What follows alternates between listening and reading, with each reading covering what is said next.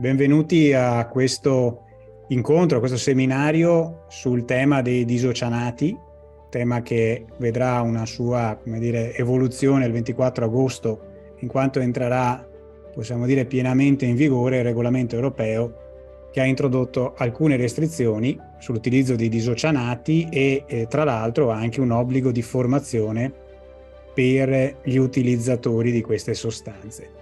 Parliamo di questa tematica appunto scottante in questa fase, visto che siamo a ridosso dell'entrata in vigore definitiva e completa del regolamento 1149 del 2020, che è stato pubblicato nell'ambito di quello che è il funzionamento del mercato degli agenti chimici pericolosi nell'Unione ai sensi del regolamento REACH.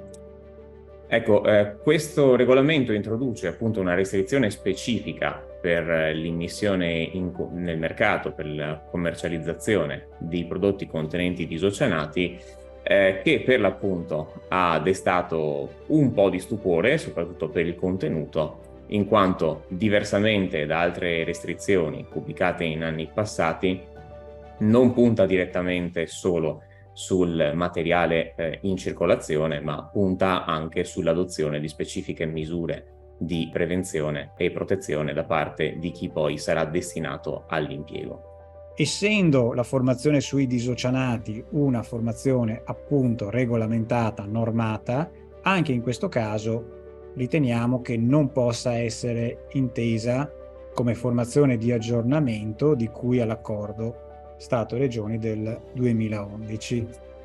Questa, diciamo, è la mia interpretazione.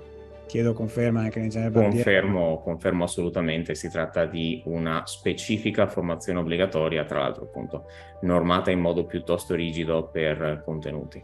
Ringrazio gli oltre 600 partecipanti a questo seminario, su cui evidentemente c'era molto interesse, perché i prodotti contenenti disocianati sono molto diffusi e interessano evidentemente molti settori. Ringrazio l'ingegner Barbiero per la sua chiarissima illustrazione. Un saluto a tutti e alla prossima.